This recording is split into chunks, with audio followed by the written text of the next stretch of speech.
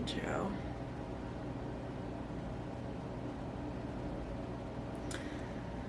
Shit. What up, dogs? I'm gonna sound like a robot. I didn't feel anything. I felt some stuff. I shouldn't say that. Ugh. Ugh.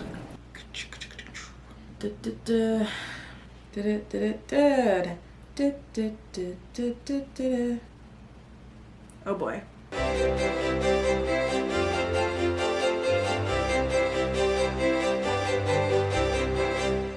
I read 6 books in February, and most of them were on my TBR. Hold on. Let's start with the 2 I did not get to. This had not arrived in the mail yet, or not mail, to the bookstore. I went and got it. I never started either of these. Like, technically I was like 3 pages into the introduction here, but it was still like page XIV or whatever, so it almost doesn't even count. So I did not start either of these. This will be rolling over into my March TBR. This will not, because I have other priorities that I have to get to first. So hopefully I can get to this in April. Other books I did not finish, I will pop up here. There's 2. This one is Wishweaver. I'm pretty sure it was on my TBR. And this one is Armada by Ernest Klein. This one I listened to like the first half hour, and I just wasn't super grabbed. So I'm not giving up on it. I'm just pushing it to the side. This, I just accidentally didn't download in time. Basically expired on my Kindle, so I actually couldn't read it. Oh, there's one other book I didn't finish. It's taken a beating. It didn't get to me in the best shape, so like don't come for me, but also we've lost our back cover. It's fine. It's my bookmark now. I am 116 pages in, which is 116 pages more than I was last time. So what can I say? It's just a struggle to read this book, and I don't know why. Because it's really charming, and when I pick it up, I do enjoy it. I just never want to pick it up. The books I did finish pop up here and here. Kink and Grief Forgiven were both rollovers from January. I said I was going to finish them within the first 2 days of February. I didn't. It maybe took me like 5 or 6 days, but I did finish them both. I'll link my Goodreads down below for more eloquent reviews, but basically I was super impressed at first. There were just some lines in his poetry that just like really struck me. They were really evocative, and then it just went downhill and never came back up. Cliches up the wazoo. Like, why did you use the word stardust 4 times? I think he has potential as a poet, but this book, there were a couple good poems, but otherwise it wasn't. I wouldn't recommend it, anyways. And then we had Kink, edited by R.O. Kwan and Garth Greenwell. This, I think I gave 3 stars. My favorite stories was Garth's, and then I think there was one other one, Best Friendster Date, that I liked a lot.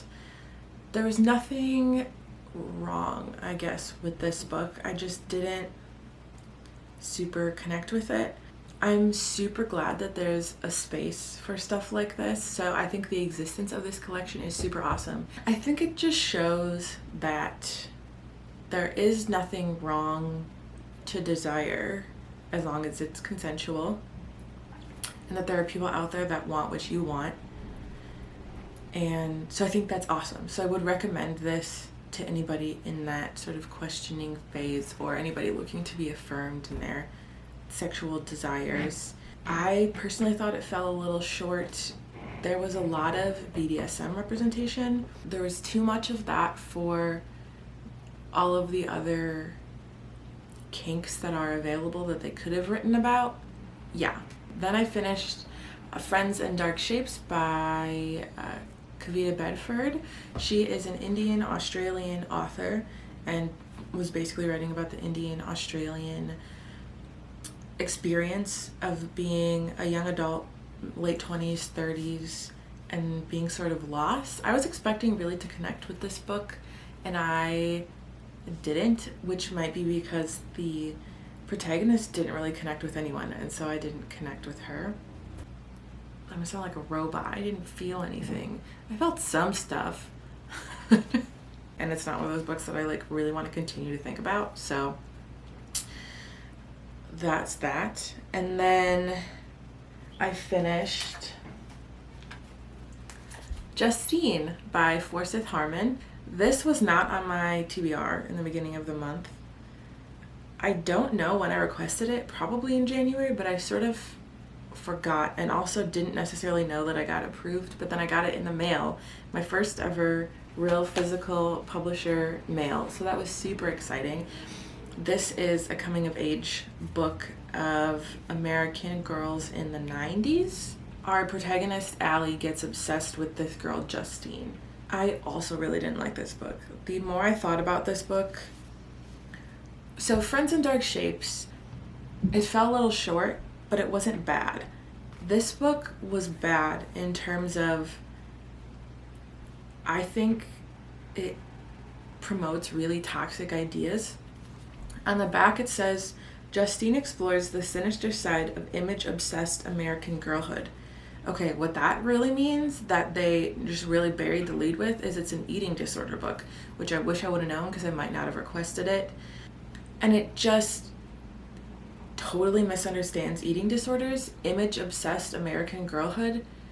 Eating disorders are not about vanity. It's not about how you look. It's about a sense of control. Both of the girls in this book have eating disorders, and it's never addressed that this is something really unhealthy. It's never addressed that this is something caused by, trauma, depression, mental illness. Something else in your life is now rooting itself in this and causing this eating disorder so that you can have a semblance of control. Nothing like that. We never know why either of the girls has eating disorders. It's never said, even inadvertently, like, oh, this is bad or they're unhealthy. And that's just like the tip of the iceberg. Justine is a bitch. I hated her from line 1.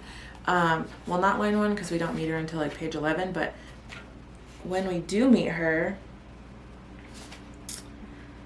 so a name tag had already been affixed to the left breast of a new work shirt. It said Allison, but my name is Allie. That's just a nickname. Justine tugged at my hair. It's what my birth certificate says. Allison's better. I mean, being named Michelet and getting called Michelle all the time, which is fine if I'm first meeting you. No, if somebody told me that Michelle was better than Michelet, or like Michaela was better than Michelet, I would probably not, but want to punch them in the face. That's so freaking rude. You just met her. Like, no, I'm not about Justine. The obsession actually kind of leaves, or at least takes a back seat for maybe half the book. A big middle part, she has a crush on this boy. And so I almost don't even feel like it earns the title Justine. And then we have the misrepresentation of eating disorders.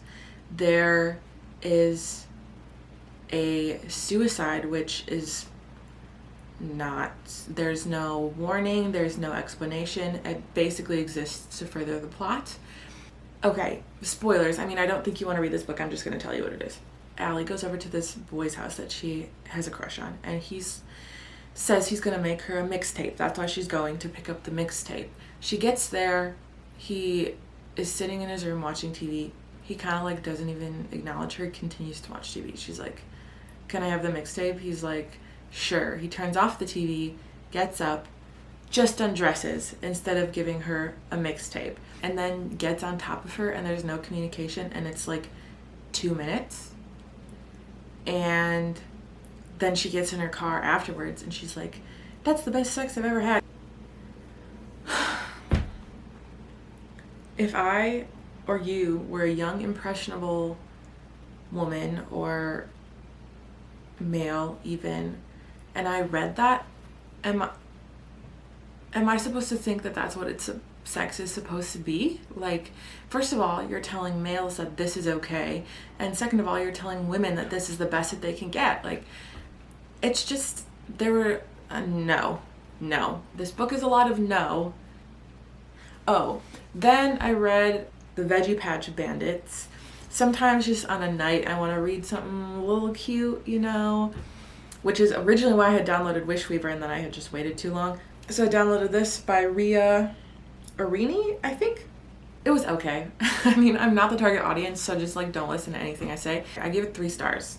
There's nothing wrong with it. The reason I didn't rate it higher is because if I were to have a kid, it would be cute, but it wouldn't be one of those, like, I don't think it really teaches any good life lessons, which all books don't need to do. But I don't think it has any staying power. It's not, like, I have books from my childhood still that I want to read to my kids. It's not one of those books that I think if I read it to my kid when they were young, they would keep for their kids. Then I finished Devil in the White City. I gave this 5 stars. I feel like maybe you guys still don't really know this about me. Maybe you do. I don't give 5 stars to books that often. I gave one book 5 stars last year, and this is my second 5-star book of the year. One in January, one in February, which is so exciting. This is for Video with Sabrina that I will link. She's already gloating because I never would have picked this up without her, but I'm so happy that I did. I would now read anything else by Erik Larson because this was about the architecture of the World's Fair and then the murders of H.H. Holmes that happened at the same time. I would have said I'm not really interested in architecture, and I find the normal amount of fascination in serial killers, but I'm not obsessed like some people are. And I didn't know anything about either of the events. So for all intents and purposes, I never would have picked up this book. It like doesn't seem like something I would read. And I loved it. Like I literally can't think of a flaw with it, which is crazy to say because I'm like the most critical person you'll ever meet in terms of books. But I have added like 4 of his other books to my TBR because he took subjects that I thought I wasn't going to be interested in and made them so engaging. So even if I read the summary of another one of his books and I was like, I'm not interested in this, that's exactly what I thought about this one. So I can obviously not trust my own opinion. So I don't know when, but I'll be picking up more Erik Larson. Yeah, I would really recommend this. So I finished this. So those are the 6 books that I finished in March and February. Hey folks, Editing Michelet here. I was originally going to do my February wrap up and my March TBR together, but I had a lot to say about my February books, so I split it up. That's everything I read. Let me know if you are now interested or not interested, just seen in reading any of those books, and stay hydrated.